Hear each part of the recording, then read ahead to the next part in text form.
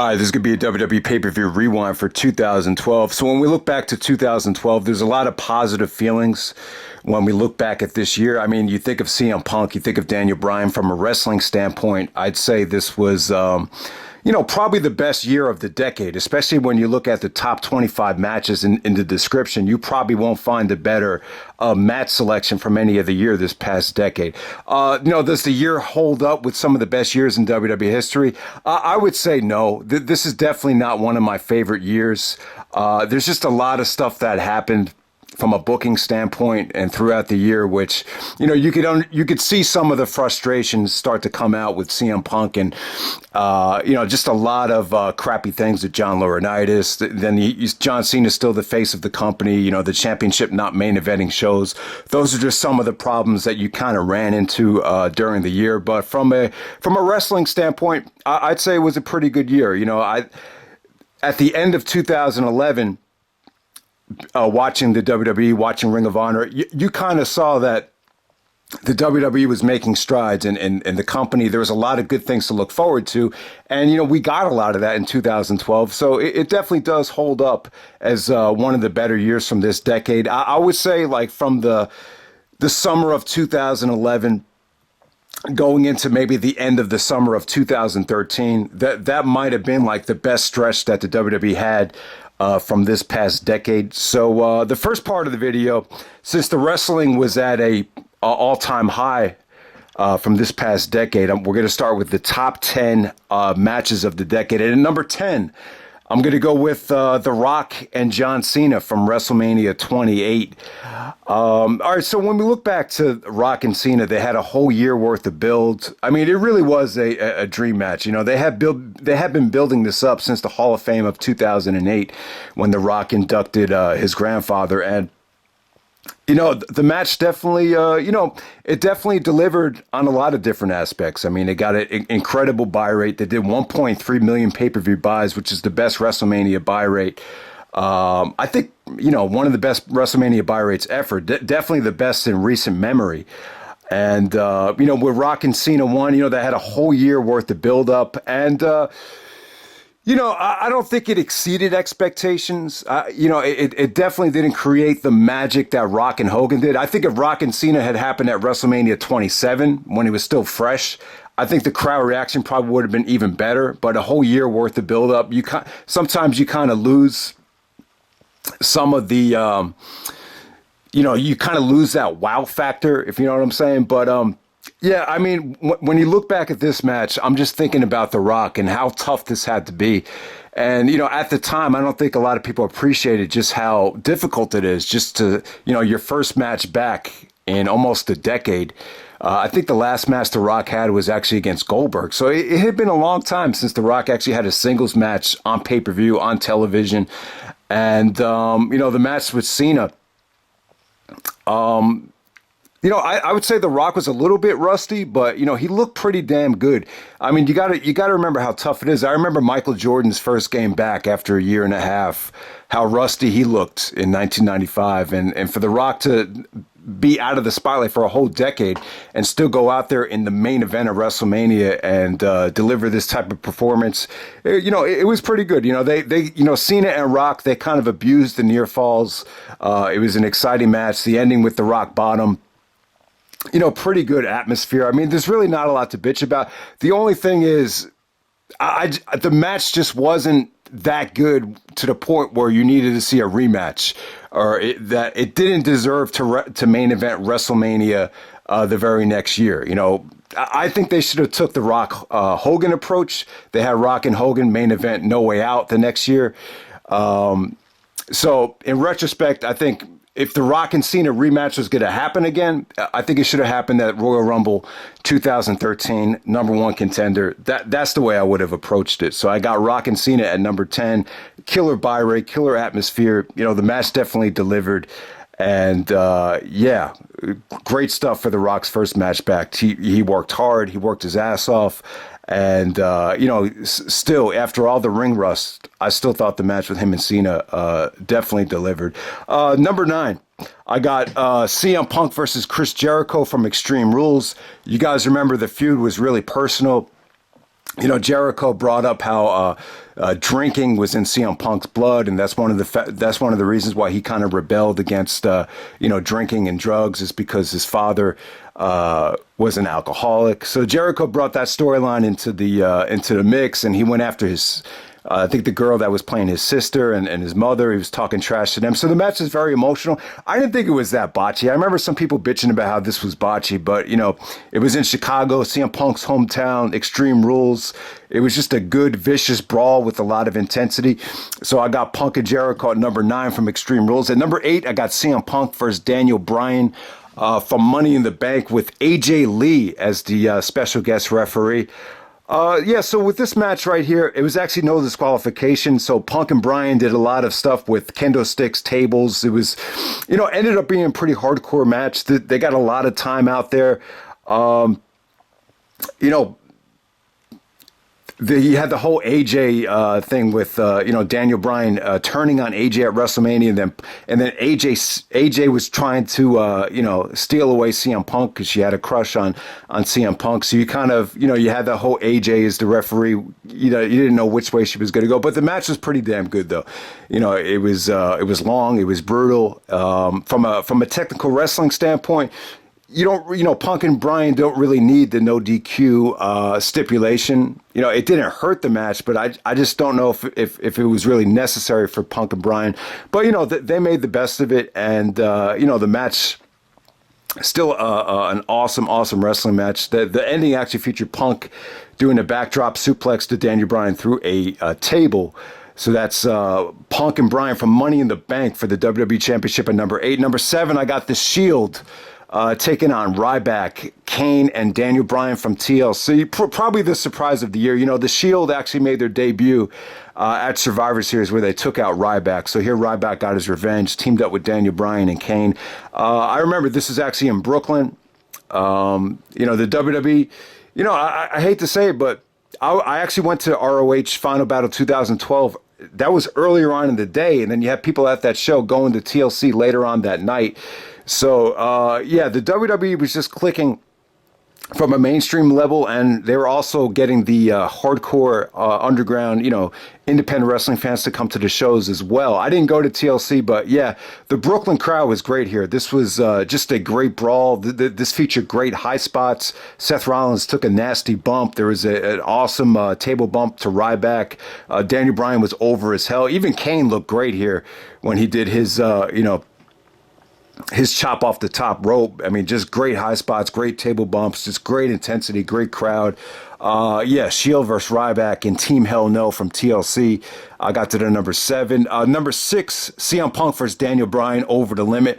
So Money in the Bank was more of a hardcore match, no disqualification. Over the Limit, this is really more of a pure wrestling match. Did it main event though? If this had main evented, it's kind of awkward to end the main event with this type of finish. So I can understand why WWE didn't want a match like this to end the show. Basically, Daniel Bryan actually put CM Punk in the yes lock, but CM Punk reversed it into a pinning predicament, and Punk actually taps as he's pinning Daniel Bryan. So it's controversial pinfall. But from a technical standpoint, these guys... they looked on a different level. The match really reminded me of Bret Hart and Shawn Michaels, where in the ring, these two guys together, they look like a step up, or they look like a step ahead of everyone else on the roster. They just look crisp. They look like they're in their prime. Just tremendous sequences. I remember even Bret Hart commentated on the match, saying that he was blown away by some of the stuff that Punk and Bryan thought of to make this work. But this is more of a pure wrestling match. The finish probably isn't for everybody though, but they got time. On commentary, they did a great job of telling the story of how they worked their way up from the independents to get to this level. I mean, you never, at the time, you never really would have thought of Punk and Bryan having a WWE Championship match on a pay-per-view, which CM Punk alluded to in a promo with the Vince McMahon impersonation. So I got Punk and Bryan from Over the Limit at number 6. At number 5, CM Punk versus Chris Jericho from WrestleMania. The WWE almost messed this up. They put in a stipulation at the last second that if Punk got disqualified, the championship would change hands. So Jericho was trying to get under Punk's skin. by talking about his family, how his sister had problems with substance abuse, how his father was an alcoholic. So Jericho was saying, "How's your sister? How's your father? Your father's a drunk. Hit me, Punk. Your father's a drunk." So that stipulation, I felt like it kind of took away from the pure wrestling aspect of it. But make no mistake about it, Jericho came back with a bang. Give Jericho credit. He came back in better shape. He was able to fix his back problems by doing DDP yoga, and he lost a lot of weight. Jericho's always been up and down as far as the weight. Remember Carlito used to make fun of him for the love handles back in 2005. But yeah, Jericho looked good here. Punk looked good here. Best in the world versus best in the world. I'll talk more about it later, but I think the match really could have benefited from Jericho winning the Rumble, because without that, you can't really promote it to its full potential, that best in the world versus best in the world thing. Because you remember, Jericho was the first one to utilize the best in the world slogan on the mainstream level, even before Punk. But for some reason, Punk got the most credit for taking it. And yeah, but from a pure wrestling standpoint, the counters are awesome. The reversals to the submissions, it really the end of this match felt like a good New Japan main event here. CM Punk actually applying the Anaconda Vice to get the tap out. Awesome stuff. The one problem with Jericho matches is he's done so many jobs since since he's kind of taken on that part-time role that I don't think anyone really bought into Jericho winning. But yeah, CM Punk, Jericho, WrestleMania, one of the best WrestleMania matches of the decade, without a doubt. So I got that at number 5. Number 4, CM Punk versus John Cena from Night of Champions. Awesome stuff here, man. It probably Punk and Cena have had a lot of great matches. Obviously, Money in the Bank is number 1. The other great match would be on Raw. I think it was like in 2013, right before WrestleMania 29. Also, you got the CM Punk and John Cena match from Night of Champions, which was incredible here. This is when Punk turned heel. He aligned himself with Paul Heyman heading into this match. This is actually, interesting thing about this is this was actually in Cena's hometown of Boston, Massachusetts. Cena's from West Newbury, but it's the same area. So it was kind of interesting to see Cena have the home crowd advantage this time, the opposite of Money in the Bank. And yeah, I mean, once again, Cena and Punk just have tremendous chemistry. It was a roller coaster ride. The finish actually featured Cena doing a German suplex off the top rope, but both guys' shoulders were pinned to the mat, so it ended up in a draw. So the finish wasn't that satisfying, but at the same time, Punk was able to retain. And well, actually, you know what? Cena, they actually, my mistake. Actually, Punk was actually declared the winner.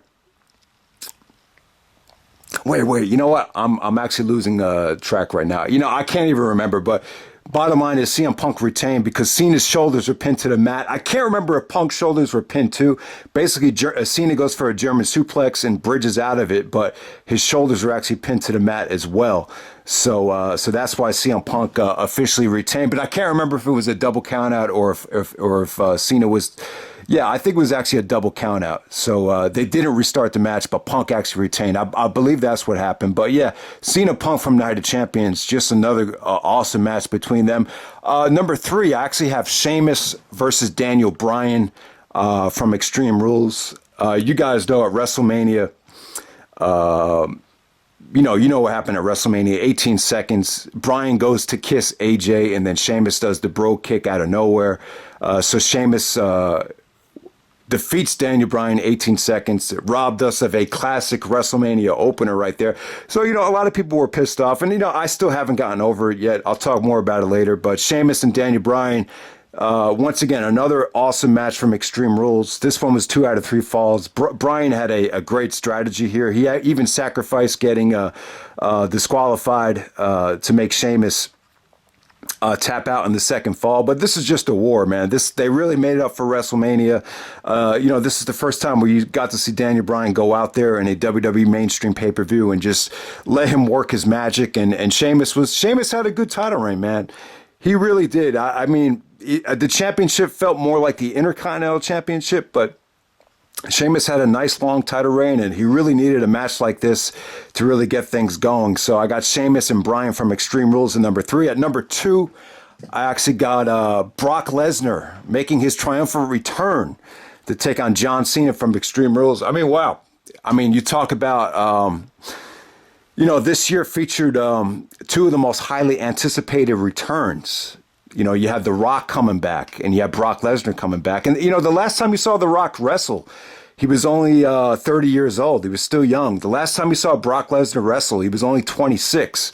So you had these 2 guys that had been out of the WWE for almost a decade, coming back, while they were, while their last match was kind of like, they were still very young when you look to Brock's last match and The Rock's last match. And they both came back at the same, almost exactly at the same time.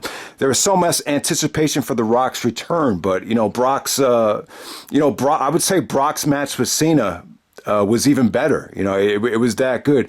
And when you watch this match back, you notice how much better Brock looked. He looked motivated. He looked in better shape.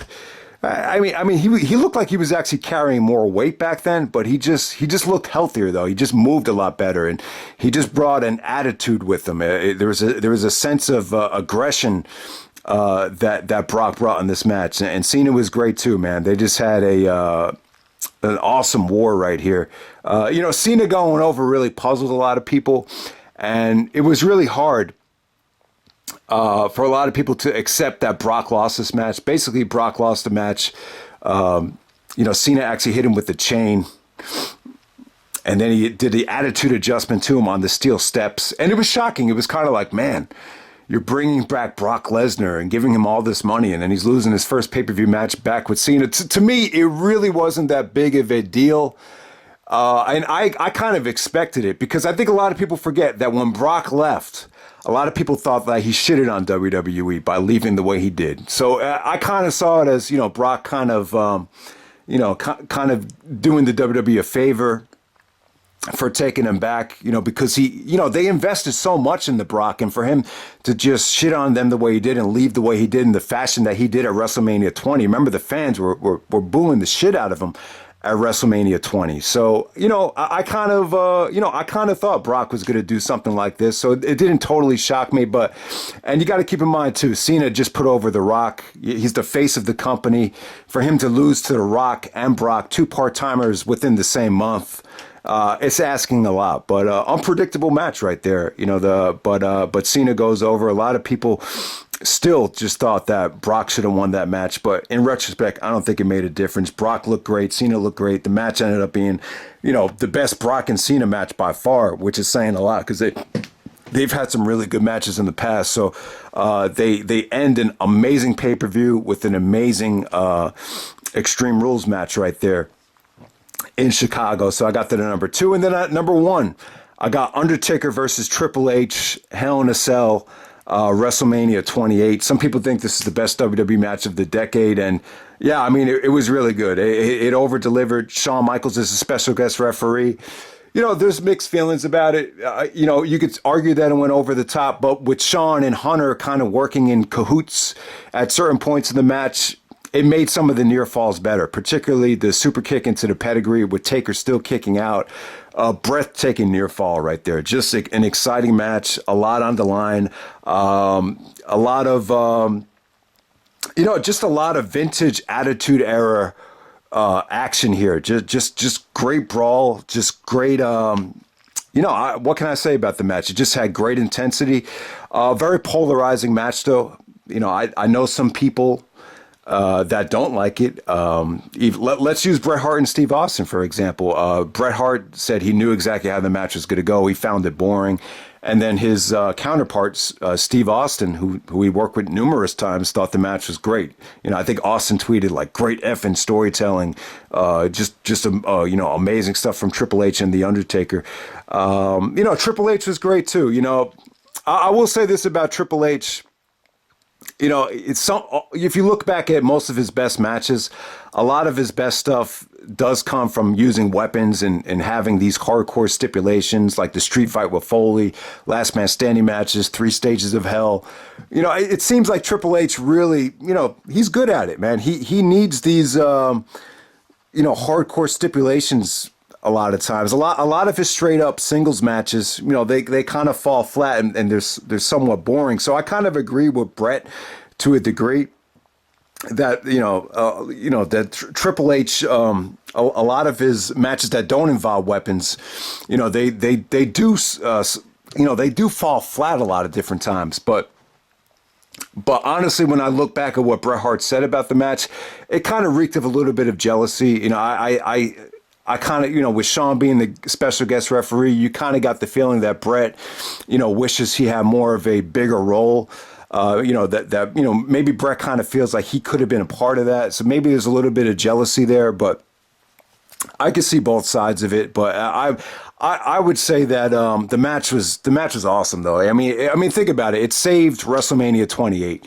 I mean, it's all of those guys. You know, Sheamus and Bryan was such a you know, heartbreaking match that, you know, most shows wouldn't have been able to recover from that. But you had Undertaker, Triple H, Punk, Jericho, Rock, and Cena. You had arguably 6 of the greatest of all time that were able to kind of escalate and pick the show up from the fucking depths of hell and save the show, and ended up being one of the better WrestleManias of the decade. Could have been the best WrestleMania, one of the best WrestleManias of all time, but still, they still saved the show, and Undertaker and Triple H deserve the most credit for that. By far the match of the year. You know, if you thought this was the best WrestleMania match of the decade, I'm not going to disagree. If you thought this was the best WWE match of the decade, I'm not going to disagree with that either, because the match was that good. All right, so let's get down to the pay-per-views right here. So we have the Royal Rumble, and I'm going to talk about CM Punk's title reign within this too. So at the Royal Rumble, pay-per-view actually does a lower buy rate than the year before, but, you know, that's not really that big of a deal. You know, the Royal Rumble usually does about 450,000 buys, and it pretty much did around that level as well. So CM Punk actually challenges Dolph Ziggler for the WWE Championship. At the time, John Laurinaitis, you know, was in charge of Raw, and Vince actually told him to be a special guest referee enforcer for this match. So he was trying to prove his worth, and he was, you know, the storyline said that Laurinaitis had to do the right thing and, you know, cooperate at ringside. So he actually helped Punk win the match, even though CM Punk and John Laurinaitis was the main feud heading into this match with Dolph Ziggler. So Punk successfully retains over Ziggler. John Laurinaitis is a cooperative outside guest referee. You know, Punk and Ziggler, the problem is the story wasn't on them. Punk and Ziggler actually worked a really good match. Good, but not great. Really the only thing worth watching on the undercard from the Royal Rumble. The Royal Rumble match is actually one of the better Royal Rumbles recent memory. What you remember about this match is Jericho and Sheamus. You know, it could have went either way between Jericho and Sheamus. I mean, here's the argument for Sheamus. You know, you have an opportunity. You know, one of the main complaints about the Royal Rumble is, you know, the winner, you know, they don't, you know, whenever you have an opportunity to push a new star, the WWE's been hesitant to do it. Well, here they did it. You know, you gave Sheamus the Royal Rumble victory. It was a chance to make a huge star in Sheamus. So what's the problem? The problem to me is, you know, I don't know. I thought the victory was good for Sheamus. It wasn't a terrible pick, but you know, the problem is there's probably better guys that could have went over here, and the timing was just bad too, because you're promoting a match that's best in the world versus best in the world. Jericho's never won the Rumble before. He's coming back in great shape. You're promoting this huge match with Punk. I just thought that, you know, the timing would have been better for Jericho to win. I just thought Jericho and Punk would have had better build-up had Jericho won this match. Because he didn't win this match, they kind of had to, you know, do some crappy booking things just to make the match work, especially at the Elimination Chamber. But hey, you know, Sheamus winning the Royal Rumble, taking on Daniel Bryan, you know, not a bad choice at all. to be honest. And there was some great back and forth action between Sheamus and Jericho to end this thing. There was a lot of great near eliminations in this match from Jericho and Sheamus. So Sheamus winning the Rumble, I didn't have much of a problem with it. I would just say that because of how big of a match Jericho and Punk was supposed to be, I would say that Jericho needed the victory a little bit more than Sheamus at the time. But I remember the very next year at the Royal Rumble, Cena actually went over Ryback, and a lot of people were bitching how it was a great chance to make a new star in Ryback, and they failed on the opportunity, or they botched the opportunity. But when you look back a year earlier, they actually did it with Sheamus. So take your pick right there. So at the Elimination Chamber, the pay-per-view buy rate actually goes down. You got Punk defending the WWE Championship to open up the show in his chamber match. And then you got Daniel Bryan defending the World Championship in his Elimination Chamber match against most of the SmackDown roster. Pretty forgettable show right here. Kane and John Cena actually end the show. It was just, that was just a nice momentum building win for Cena heading into WrestleMania. But when you look back at the Elimination Chamber, pretty forgettable. Punk actually goes over The Miz in the finals of his match. Jericho actually got eliminated after he attacked Kofi Kingston, and then Punk actually did a kick to Jericho when he wasn't looking, and Jericho falls out of the chamber, and Jericho sells the fact that he has a concussion, so Jericho cannot compete in the match anymore. So, that's kind of it was a Bush League sloppy way to eliminate Jericho from the match, because you didn't want Jericho and Punk to touch each other until WrestleMania. So, yeah, I understand. But, why even put Jericho in the match? See, that's the problem that you run into by not having Jericho win the Royal Rumble. So Punk goes over The Miz in the finals right there. It made Punk look strong, but no, not a spectacular Elimination Chamber match. Really kind of a mediocre, forgettable pay-per-view right there. And then later on, you had Daniel Bryan totally carrying his championship match. But yeah, Bryan looked great in his chamber match, though. He actually went out there in the finals with Santino Marella, and when you look at the kind of talent that was in the match, kind of mediocre talent. You had the Great Khali in there, you had Cody Rhodes in there. Just not a very attractive match in terms of talent, but Bryan still went out there and over-delivered in that match with Santino. They actually built up Santino like he was, doing the Rocky thing. So when you go to WrestleMania 28, it was just the buy rate was incredible. They did 1.2 million pay-per-view buys, which is actually up from the year before, or, one of the best buy rates this decade. So with WrestleMania right here, I would say that it still ended up being a great WrestleMania. I would say it's definitely one of the better WrestleManias from this decade. When you look back at the top 3 WrestleMania matches, or top 10 WrestleMania matches from the decade, you got 3 matches from this show which are going to make that list. So the matches that got time and were able to go out there and showcase what they can do, they actually did deliver. The problem is with this WrestleMania, I think there's still a lot of people that haven't gotten over it, and I'm one of them as well. So with Sheamus and Bryan opening up the show, I still haven't really gotten over it. I'm just at the point right now where I'll say this. I just think that it just wasn't necessary. Some people act like, Daniel Bryan really needed this. He needed that storyline with AJ, or needed that 18-second thing to really, and you could argue that, the very next night, Bryan was so over with the fans. I just don't think he needed it, though. I think the match just had so much energy, and the crowd reaction would have just been so good. All this needed was like 10 minutes, Sheamus and Bryan, and it would have hit the 4-star level. Daniel Bryan was just so over in that match. So whether Bryan needed this whole thing to happen for the fans to, be sympathetic towards him, I really think it's unnecessary. So if you had a meeting with Vince McMahon, was this Vince's decision? I don't know if it was Vince's decision, but Vince is one of those people where if you sit down with him, he'll try to convince you that this is the best way to go. But in retrospect, I really don't think Bryan needed it.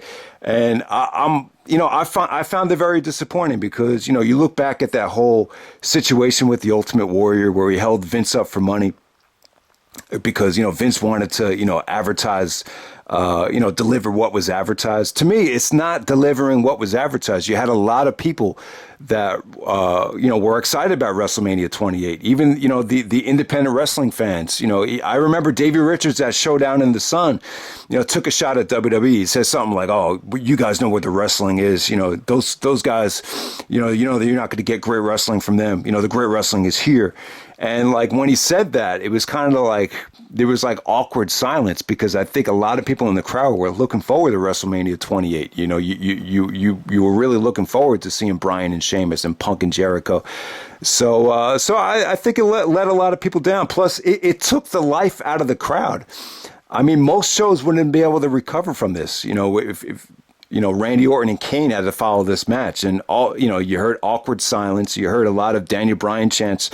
Most shows wouldn't be able to recover, but luckily you had some of the greatest of all time following that, and they were able to kind of make up for it. So WrestleMania 28, it's a lost opportunity for me because I thought it definitely would have been the greatest WrestleMania in quite some time had Sheamus and Bryan been allowed to deliver, and maybe the best WrestleMania opener since Bret Hart and Owen Hart. But yeah, when you look back at WrestleMania 28, it probably is like a middle of the line WrestleMania because Bryan and Sheamus wasn't allowed to deliver, and I don't think Daniel Bryan needed it, and I think more than anything, Sheamus really suffered from that loss, or from not loss, but from the way it was booked. Extreme Rules did a incredible buy rate. They did 263,000 pay-per-view buys, which is a 25% increase from the previous year. So you got to give Brock Lesnar a lot of credit for that. There was a lot of excitement for Brock's return. The whole pay-per-view just definitely delivered. This might have been the best pay-per-view, not just of the year, but maybe of the entire decade. A hot Chicago crowd. You had three matches that were three of the best matches of the year. So Extreme Rules definitely over-delivered right there. Punk and Jericho. They had another great match this time with the hardcore stipulation. Extreme Rules was an even better pay-per-view than WrestleMania 28. Who would have thunk it? But it definitely was. So here's the argument about CM Punk not main eventing WrestleMania, not main eventing Extreme Rules. It's just bad timing for Punk because you're getting The Rock coming back, arguably the biggest star ever, and then you're getting the other big return. Two guys that left the WWE when they were still young and in their prime. So you definitely wanted to see how they were going to do, right? So, and then when Brock comes back, Brock and Cena is going to take, it's going to oversee, Punk and Jericho. That's just the way it was. Just bad timing. Whoever was the champion in that spot was going to get screwed. Excuse me. So there we go with that. All right. So when we get to Over the Limit, the very next pay-per-view, this is where you got to give credit to Daniel Bryan and CM Punk. Over the Limit is a very, it doesn't have a great history. Usually Over the Limit gets some of the worst buy rates of the year. They haven't delivered a lot of attractive main events. You had Cena and The Miz the previous year, which got the worst buy rate of the year. So Over the Limit does 27,000 pay-per-view buys better. So Over the Limit was actually up 167,000 pay-per-view buys. And I got to credit Punk and Bryan for that. I really think a lot of people ordered this pay-per-view to see that match. You got Daniel Bryan, CM Punk for the WWE Championship. However, though, it doesn't main event the show. The main event is actually John Laurinaitis and John Cena. If Laurinaitis loses, he would get fired. So that was the main event right there. How do I defend that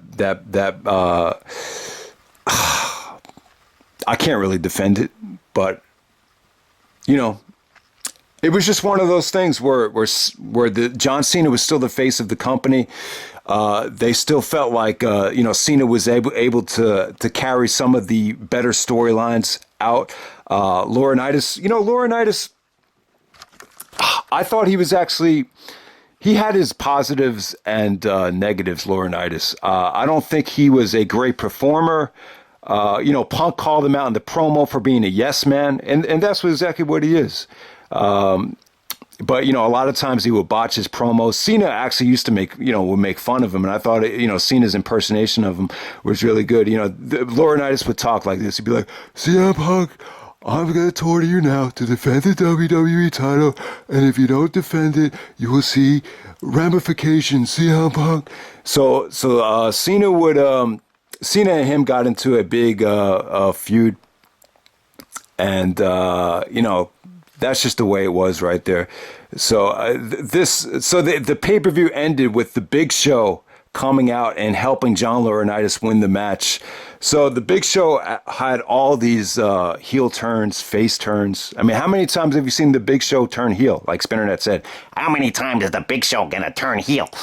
But yeah, he's the gentle giant, and then he's and now he's back to being the badass, the monster, the indestructible force. I don't think anyone's ever went back and forth more than the Big Show. So Big Show actually helps Laurinaitis get the victory there. So Laurinaitis goes over. So that's your over the limit main event.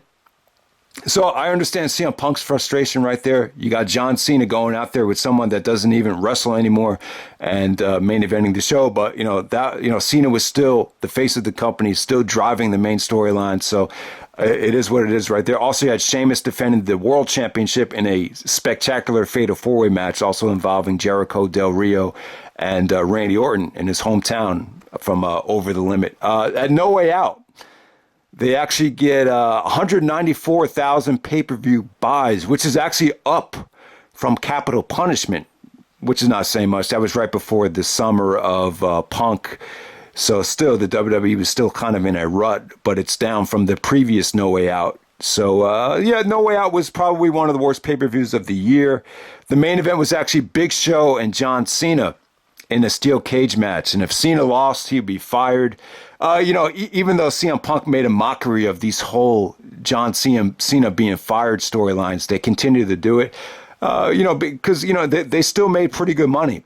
I think a lot of the innocent WWE fans still bought into John Cena being fired. They were still emotionally attached to Cena. So that's why I think they kept doing that. So Vince actually got involved here, and he said that if Big Show lost the match, that John Laurinaitis would actually be fired, and it was inside of a steel cage. So Cena goes over the Big Show in a, pretty good steel cage match. Nothing bad, nothing awful, nothing spectacular. Cena and Big Show have been working together for years, since, 2003, WrestleMania 20. So they're still able to go out there and put on a compelling main event. It wasn't a bad main event at all, but, Vince actually fires John Laurinaitis, and the Laurinaitis thing kind of overstayed its welcome. It was cool how they used Laurinaitis in the Punk storyline, because that was one of the main guys that Punk had an issue with. So it was cool that they actually brought him out and actually was allowed to participate in the storylines. But as time went on, it got more monotonous, and it just he just kind of. He wasn't a good performer, Laurinaitis. I thought he had a great look. He's a tall, pretty good looking guy in a business suit. He looked like a corporate puppet. So it worked to a degree, but yeah, that was No Way Out right there. You actually had AJ getting involved in the whole Daniel Bryan and CM Punk storyline, and Kane was in there too. So you had that whole love triangle right there. So yeah, Punk, Bryan, and Kane in a triple threat match.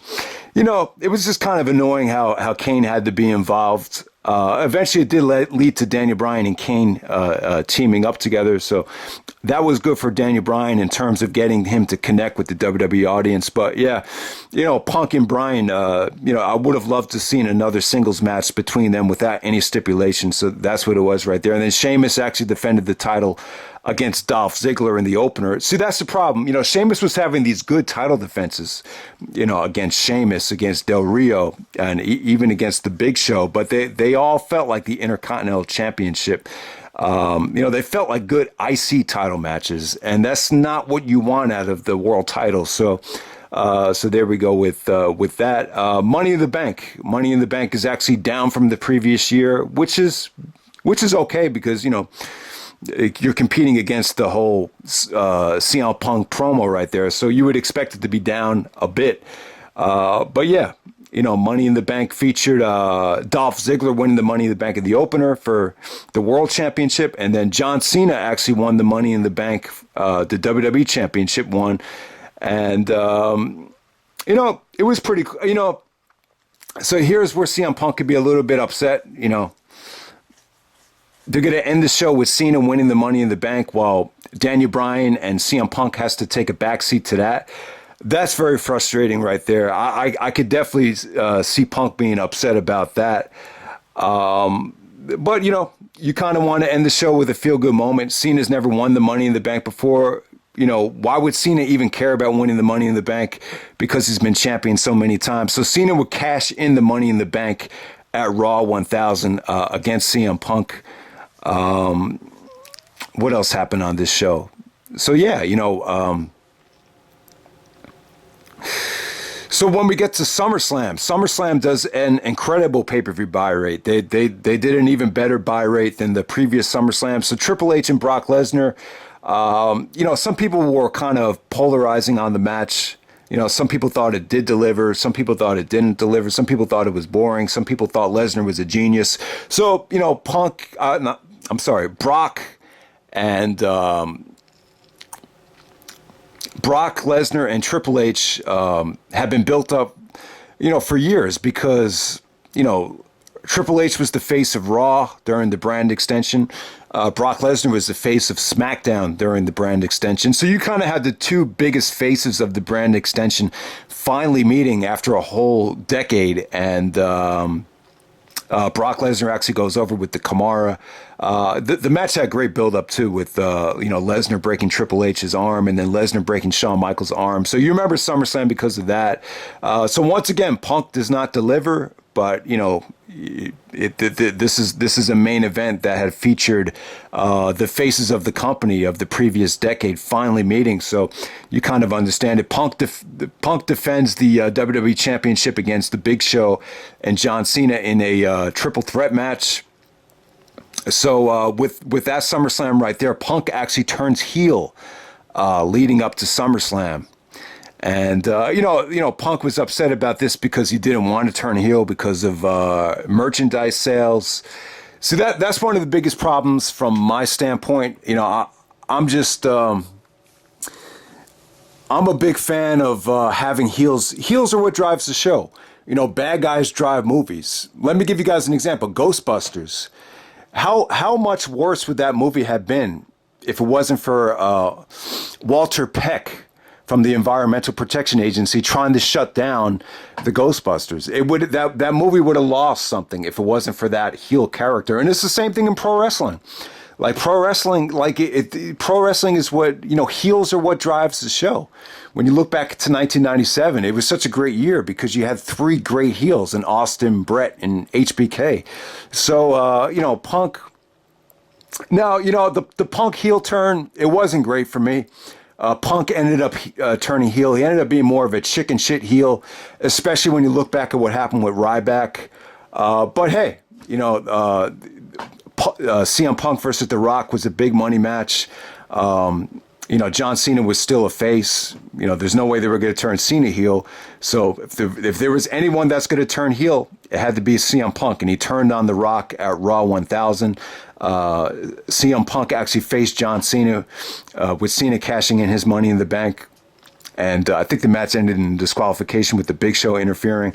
So once again, CM Punk turns heel, does a main event SummerSlam. Sheamus actually goes over Alberto Del Rio again in just another quality matchup right there. And then at Night of Champions is a great pay-per-view buy rate. 189,000 buys. Well, it's not great, but it's up from the previous year. So CM Punk and John Cena, with Punk turning heel, aligning himself with Paul Heyman, does a great buy rate right there.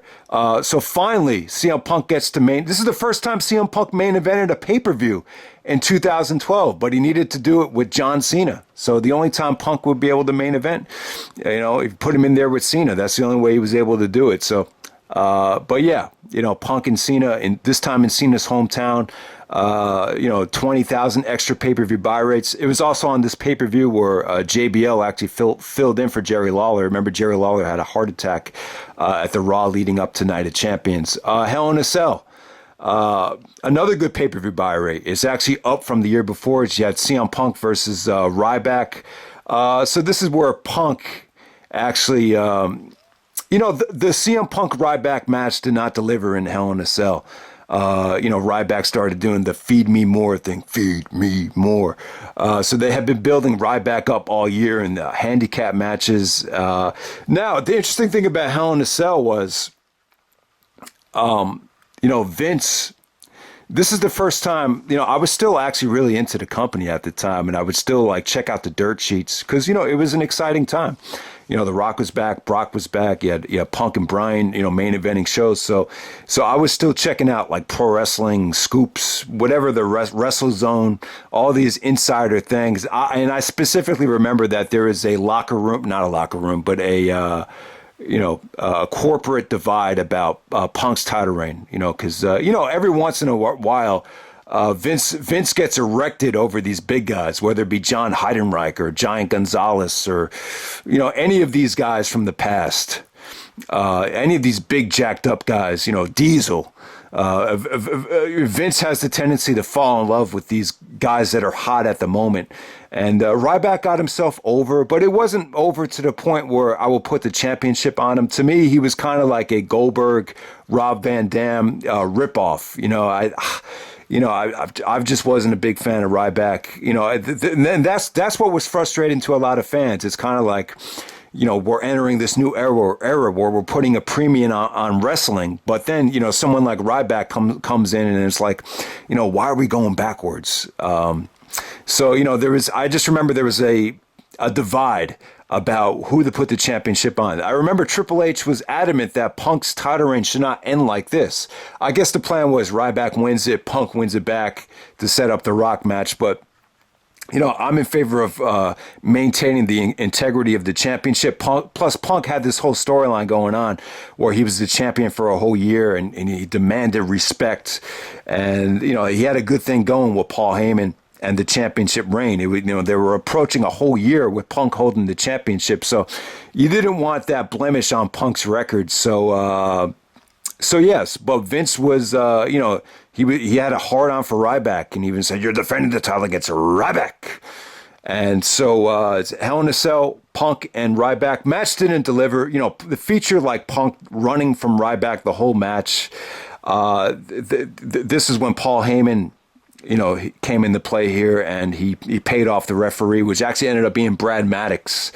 This is the first time Brad Maddox was implemented into the storylines. He actually low-blowed Ryback, and Punk got the schoolboy victory to get the pinfall. So Punk successfully retains in Hell in a Cell. They actually end the show with Ryback doing a gorilla press to Punk on top of the cell, just so they could give them something there. But, Hell in a Cell, pretty good buy rate right there. And Big Show finally wins the world champ. It was Big Show's first championship, I guess, since the ECW championship. If you don't want to count that, it's Big Show's first championship in WWE since the Brock Survivor Series 2002 WWE Championship victory. And, Big Show got emotional, was crying. But, hey, Sheamus and Big Show actually delivered. That was one of the better pay-per-view matches of the year right there. And it was just a war.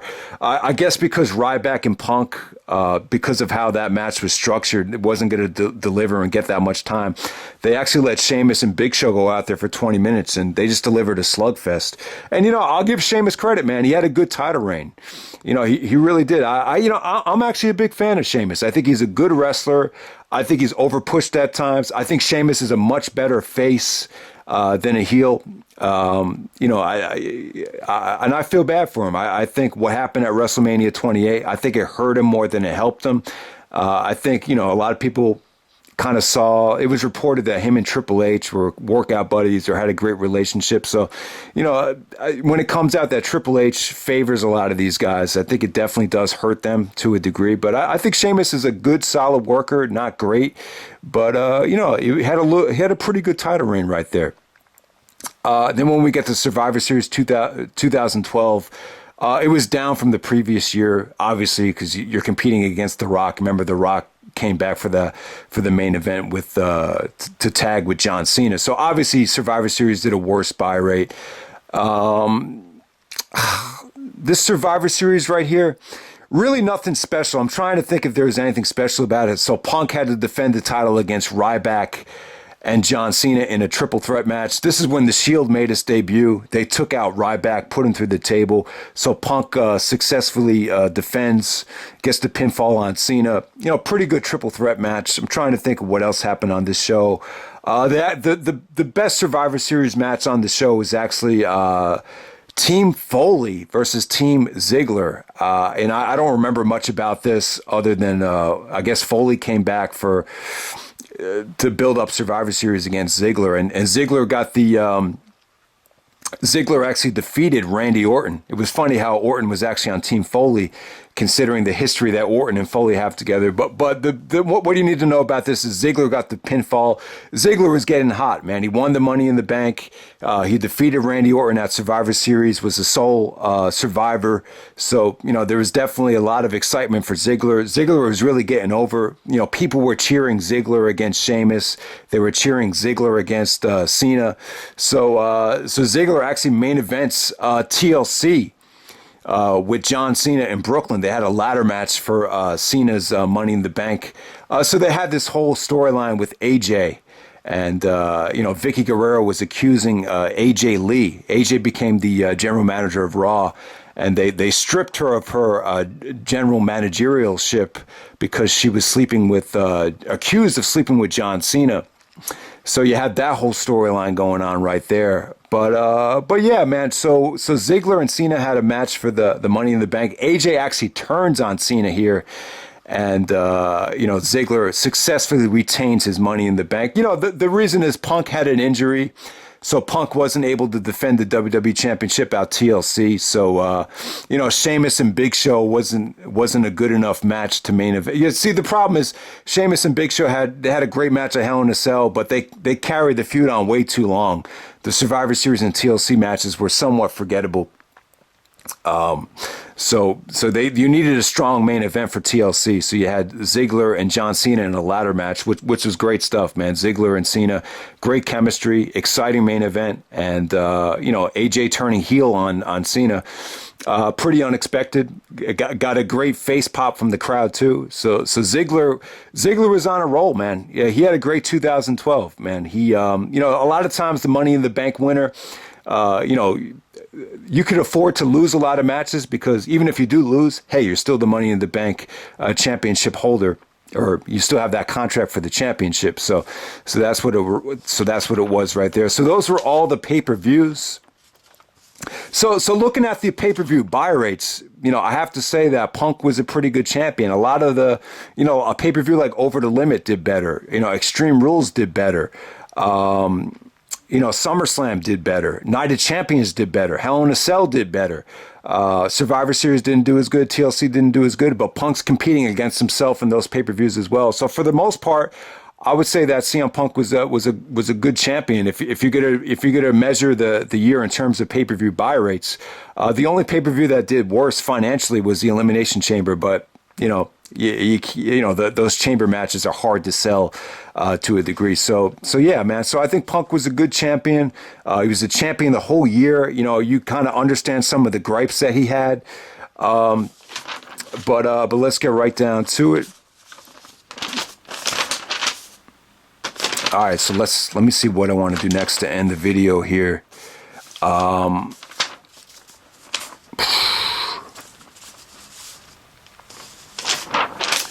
right, the next thing I'll focus on is some of the stuff I didn't talk about yet. So very quickly, the Divas division was kind of crappy. I would say that it was pretty much at an all-time low. You had Layla becoming Divas champion. You had Eve Torres becoming Divas champion. Eve Torres was she's just kind of forgettable. I mean, she's pretty hot. I mean, she's a good-looking woman. You know, she's tan, she's busty, she's pretty. As a face, she never really connected with the audience. And as a heel, they had her kind of like, they had her as like an interim general manager or business partner at certain times. And even as a heel, there was just no heat, no connection with the crowd. So Layla became champion, Eve became champion. You have Beth Phoenix doing jobs to Layla. You know, Caitlyn was a bright spot in the Divas division. A lot of guys liked her, but, she really didn't, evolved too much. So I would say that the Divas division was, pretty crappy looking back on it. The tag division was kind of mediocre too. You had the primetime players, Mysterio and Sin Cara. They had some nice chemistry. You think that the pairing between Mysterio and Sin Cara would work, but, Sin Cara never really caught on in terms of the character standpoint from the WWE. Sin Cara always seemed like he had another injury after injury. So Mysterio and Sin Cara never really had a chance to build any stability. R-Truth and Kofi Kingston became a tag team champions at one point, but both Kofi and R-Truth, they still needed a lot of work to get to the next level, especially Kofi Kingston. At the time, when you look back on it, when you look back at Kofi's moveset and his theme music, you could definitely just appreciate how much the New Day has helped Kofi Kingston evolve to what he is today. Cody Rhodes and Damian Sandow, they actually became the Rhodes Scholars. Pretty good tag team right there. Not a bad pairing. Damian Sandow really got over in the coming years. So the Intercontinental Championship. You see, one of the biggest problems with the year is the IC title and the US title. They just felt like so unimportant because the world title kind of took place. The world title really felt like the IC title. So the IC title just felt like another title. US title felt like another title. So in this division, you had The Miz, you had Kofi Kingston. You had Antonio Cesaro. So Claudio came to the WWE kind of like as an anti-American type of heel. He would brag about all the languages that he spoke. God, the girl that he was with was so hot. I can't remember. I think her name was Oksana. So Cesaro, really got over, won the U.S. title. Wade Barrett had some injuries, but he came back. He challenged for the IC title. Zack Ryder. He was in some, he was involved in some emotional storylines with Eve Torres. I think he was in a love triangle with Eve Torres and John Cena. So Ryder kind of had his ups and downs. You remember Ryder got extremely over at Survivor Series 2011 where The Rock was out there. He was like, "We want Ryder chants." Christian had his ups and downs. Christian won the Intercontinental Championship from Cody Rhodes at Over the Limit, but it seemed like Christian can never stay healthy. Santino Marella had some moments this year, especially at the Elimination Chamber where him and Daniel Bryan, tore it up there. Tensai, actually formerly known as A-Train or Albert, had, they repackaged him as he returned from New Japan. So those are some of the guys that I didn't talk about. All right, so the top 10 MVP candidates. A lot of people actually like the top 10 MVP candidates, but sometimes, it's just... it's so tough to put together because it's like you sometimes you put guys on the list that you really don't feel like putting on here, but you just put them on here because of default. All right, so the Big Show, like I said, the Big Show won the World Championship. The Big Show turned heel, sided with John Laurinaitis. I'm not a Big Show fan. I think he really overstayed his welcome in the WWE. It always seemed like, whenever WWE has something good going, you insert Kane or the Big Show to kind of, mess things up. But, Big Show had some, he still wasn't that bad at the time. He ended up having some really good matches with Sheamus. There's actually a lot of people that think that Big Show is actually an underrated worker. So I got Big Show at number 10. Number 9, I have Kane. All right, the good thing about Kane this year is he really helped out Daniel Bryan. The Team Hell No thing. They were able to, Daniel Bryan started tagging up with Kane. They started taking anger management classes. They won the tag team championships. When Kane and Bryan did win the tag team titles, they kept on saying, "I'm the tag team champion. No, I'm the tag team champion." So I'd say I'll give Kane credit. I think he helped Daniel Bryan a lot. Plus, Kane was, had some solid matches. He was, Triple H would say that Kane is a solid workhorse. Kane really looked good in the match with the Shield towards the end of the year. Plus, he was in the triple threat match with Punk and Bryan. It worked really well with those guys. So I'll go with Kane at number 9. Plus, him and Randy Orton had some good matches too. They were kind of they had the odds stacked against them at WrestleMania, but they made up for it and set the tone at Extreme Rules, where they had a great opening match at Extreme Rules. At number 8, I'm going to go with Alberto Del Rio. Alberto Del Rio, it's my destiny to be WWE champion. All right, so at number 8, Del Rio, I think he's talented. I think he's a great submission wrestler. He's got a great entrance, got a great look. But I'll say this about Del Rio. I remember I went to Medieval Times as a kid. You see the people perform at Medieval Times, and then I remember seeing some of these guys after the show. That's kind of where I see Del Rio as. He goes to the WWE. I just felt like the WWE was like a job for Del Rio. I felt like he never really loved it. I felt like he was a good worker, but he was kind of missing the passion for his matches and for his character to get to that next level. I think his charisma was kind of overrated too. I know some people thought he was going to be the next Eddie Guerrero or the next Rock when he first debuted on SmackDown, because, he had his little thing going there. But I think when the WWE got monotonous to him, I just don't think he really was able to connect as much as the WWE, or he didn't get over as much as I think the WWE thought he was. I mean, he won the biggest Royal Rumble ever, so you would have expected at the time the 40-man Royal Rumble. But in 2012, he was kind of fed to Sheamus. He had a good feud with Sheamus. Del Rio was he wasn't multidimensional enough, and I think it got to the point where they started using other guys. They actually used David Otunga. Otunga sucked in the ring, but hey, he was a jacked up guy. He drank his coffee, went to the gym. He's actually he actually went to law school at Harvard. So they actually, used that to its advantage, and they tried to ban the road kick. So that brought a lot of life to the Del Rio and Sheamus feud. And the Del Rio and Sheamus did have a lot of good, solid matches, but I just think Del Rio as a whole was kind of I just think he kind of flopped. But Del Rio actually turned face going into 2013 because Big Show was champion. But 2012 for Del Rio was pretty forgettable, to be honest with you. But I still put him on the list because he had a lot of world title matches. He was involved in a lot of good wrestling.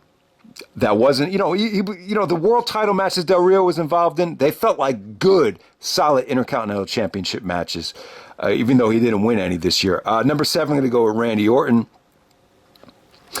Man, what can I say about Randy Orton here? He had his moments, I would say. He definitely had his moments on some of the WWE undercards. Probably some of the best matches that Orton had was against Dolph Ziggler at Night of Champions. He had a good match with Alberto Del Rio to open up Hell in a Cell. Even in like Over the Limit in his hometown, he was extremely over. So, Orton still had the RKO. He was still a face here. So Randy Orton as a baby face at the time, Orton just kind of decided that he didn't really need to say much. There just wasn't a lot of promos from Orton. I don't think Orton as a face was ever really comfortable cutting promos because he kind of, Orton's initial face turn, it kind of flopped because he still dressed and talked the same as he was a heel, and it just didn't work. So Orton kind of took this Viper, I'm not going to say anything type of approach where I'm too cool and I'm too hard to say anything.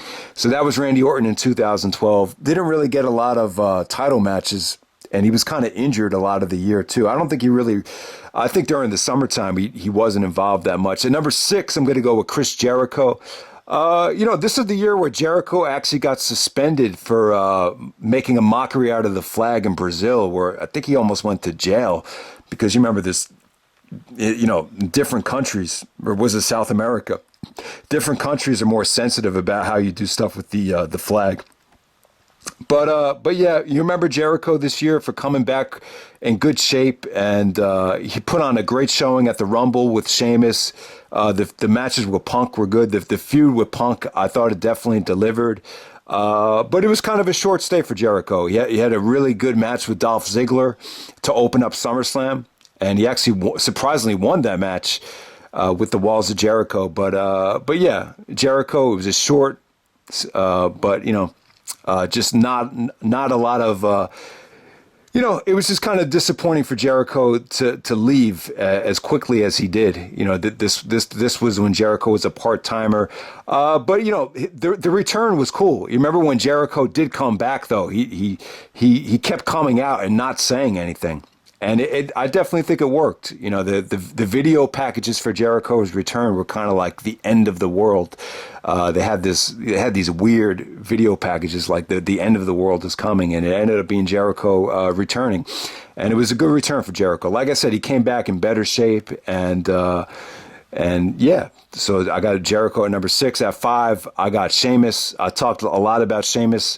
Like I said, man, I think Sheamus had a good year. His matches were good. I just think a lot of the 2009 push felt more forced than this push. But when he defeated Bryan the way that he did, it definitely hurt him. It definitely did. Anytime Sheamus was in the ring with Daniel Bryan or Dolph Ziggler or even Del Rio, he didn't have a lot of the fans on his side, but. I think from the kind of people that did get behind Sheamus, I think a lot of kids got behind him. I think a lot of families got behind him. I think Sheamus is a much better face than a heel. I think he's a good guy. I think he's better suited to be a face. I remember Sheamus's title win, I think it was like in 2015.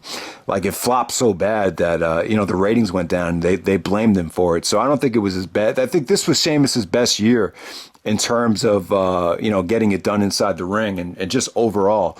Number 4, I'm going to go with Dolph Ziggler. So yeah, Ziggler was hot. A lot of the fans were chanting for Ziggler. You heard a ton of "We Want Ziggler" chants. He was getting in better shape. He was cutting good promos. He had the eye of the tiger. He main evented, give Ziggler credit. He main evented a pay-per-view with John Cena that wasn't even for the championship. He won the Money in the Bank. So I got Dolph Ziggler at number 4. I got Daniel Bryan at number 3. At the time, Daniel Bryan was still healthy. He was massively over at WrestleMania, even the night after WrestleMania. And yeah. What can I say about Daniel Bryan other than, the wrestling? His wrestling was as good as it ever was. And from a character standpoint, he got better on the mic each and every month. And number 2, I'm going to go with John Cena, the face of the company. Cena was main eventing shows even when the championship wasn't even at stake. Got one of the best buy rates in WrestleMania history with The Rock. Continuously was able to main event and still put on amazing matches. Cena, when you look at Cena's catalog of matches, you can't argue. I mean, it's great. And 2012 was, no exception. He still had some of the best matches of his career in 2012 against Brock, against Punk, against The Rock. Even Dolph Ziggler. That match that they had at TLC was awesome. And then at number 1, I'm going to go with CM Punk, the WWE champion the whole year. So this is one, and it's kind of funny. Like, why would CM Punk be upset? He was the champion for the whole year, but he felt like he wasn't getting the respect he deserved because he wasn't main eventing. So some of the things that I think Punk was upset about, not main eventing shows, turning heel when he didn't want to turn heel. And I kind of agree. I think the Punk heel turn was bad. It wasn't the type of heel that I think Punk was really fully capable of playing. I thought it could have had more of an edge to him. It ended up being more of a chicken shit heel. So I understand Punk's frustration about that. But like I said, guys, a lot of it's just bad timing. If The Rock was going to come back and Brock Lesnar was going to come back in the same month, whoever was champion at that time, they were going to take a hit. But one of Punk's main gripes was that the WrestleMania main event was taken away from him not just once but twice. With The Rock and John Cena, you knew that Rock was going to main event WrestleMania, and that's the fuel that made Punk cut the promo in 2011, and then in 2012. Punk already proved that he's a man, but still, you got to go with John Cena and The Rock at WrestleMania once again, it was reported that's what Vince McMahon wanted, and there is no way around it. I think that was a bad decision. I think if you want to do the Rock and John Cena rematch, you have it happen at the Royal Rumble. You have the Rock win that match. Well, the whole plan was for John Cena to beat the Rock. You want to see Cena eventually beat the Rock, which is totally unnecessary. But I get it though. I get Rock gets a victory, Cena gets a victory, but I thought CM Punk and The Rock was a WrestleMania main event. I think if it's very difficult to book because you run into all these different problems where you wanted The Rock to become WWE Championship and then drop it to Cena because The Rock had no interest in becoming a full-time wrestler or defending the championship on a permanent basis. I thought it would have been cool for The Rock to defend the title on a couple of different pay-per-views heading into the summertime, but it just wasn't meant to be. So so this is what happened. So CM Punk actually dropped the title to The Rock at the Royal Rumble, and but I'm just in favor of.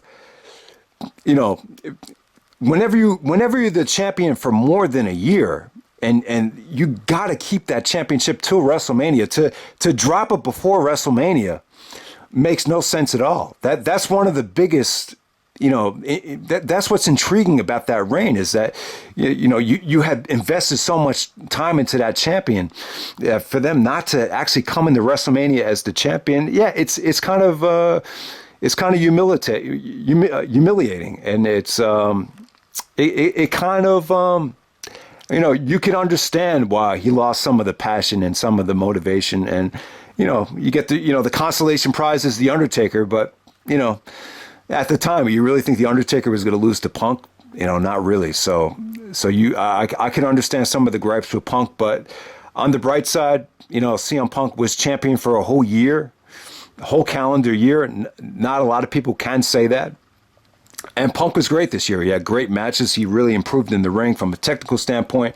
Great promos, great everything. So CM Punk, MVP candidate, or the number one MVP of the year for 2012. Obviously, not really a surprise there. And in the video like this, you guys know Extreme Rules is the best. Extreme Rules and WrestleMania were the best pay-per-views of the year.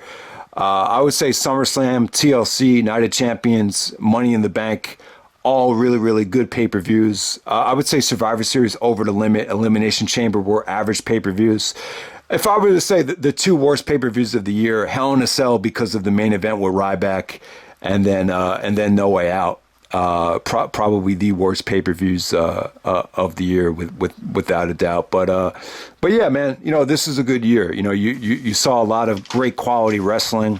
The year definitely had its frustrations with John Laurinaitis coming into play. You had the Big Show heel turn for the millionth time. You had Kane involved in the whole CM Punk and Daniel Bryan storyline.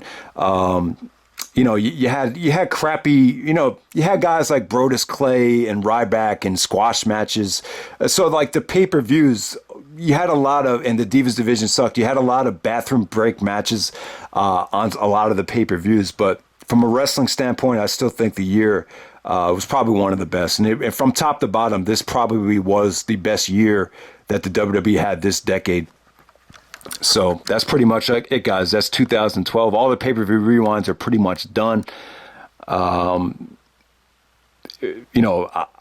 really don't see myself doing one for 2019 unless a lot of stuff changes with the WWE. But you never say never, and I always say that, but I always end up doing another one again.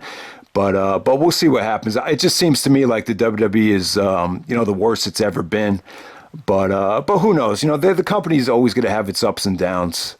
But that's pretty much it. That's it for the WWE pay-per-view rewinds. Hope you guys enjoyed all of them. And now you can sit back and watch them all in one setting if you really want to. But yeah, thanks for watching, and I'll see you later. All right.